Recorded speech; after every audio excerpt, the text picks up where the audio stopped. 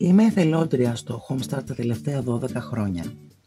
Είχα την τύχη να γνωρίσω την οργάνωση και τους υπέροχους ανθρώπους της σε μια κομβική στιγμή της ζωής μου, όταν τα παιδιά μου μεγάλωσαν και επιθυμούσα να μοιραστώ τη γονεϊκή μου εμπειρία με οικογένειες που ενδεχομένως την είχαν ανάγκη. Έτσι, η προσωπική εμπειρία συνδυάστηκε με την ευρεία και πλήρη εκπαίδευση που μου προσέφερε η οργάνωση με το επιστημονικό της προσωπικό, αλλά και με την αμέριστη συμπαράσταση και γνώση της συντονίστριάς μου, που σε κάθε δύσκολη περίπτωση στέκεται σύμβουλος και αρρωγός, ώστε να βρίσκουμε μαζί λύσεις και τρόπους προσέγγισης.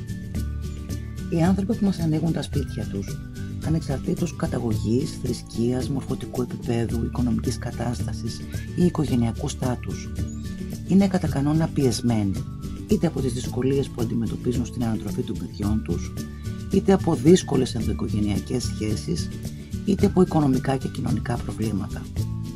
Στόχος μας είναι μέσα από τις εβδομαδιαίες επισκέψεις να διαγνώσουμε την πηγή των προβλημάτων, καθώς συχνά είναι δύσκολο ακόμα και για τους ίδιους να τη διακρίνουν, και να βοηθήσουμε στην εξομάλυνση και ιδανικά την εξάλληψή τους.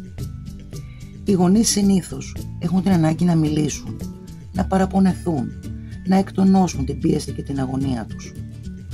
Βρισκόμαστε εκεί για να τους ακούσουμε, να τους θυμίσουμε πως δεν είναι μόνοι.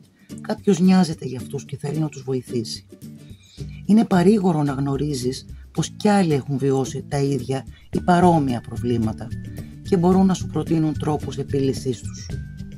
Πάντοτε με ηρεμία και ψυχραιμία, με ενσυναίσθηση και ειλικρινές ενδιαφέρον, προσπαθούμε να συμβάλλουμε στην οριοθέτηση και τη δημιουργία εσωτερικών οικογενειακών κανόνων, ώστε το κάθε μέλος να γνωρίσει τα δικαιώματα και τις υποχρεώσεις του, να μάθει να συνεργάζεται και να συμμετέχει, να αναλαμβάνει το ρόλο που του αρμόζει. Ποτέ δεν είναι πολύ νωρίς ή πολύ αργά γι' αυτό. Ο εθελοντισμός είναι ένα ταξίδι γεμάτο περιπέτεια και εκπλήξεις. Κυρίως όμως είναι ένα ταξίδι γεμάτο αγάπη. Και στο Homestart διαθέτουμε πολύ αγάπη.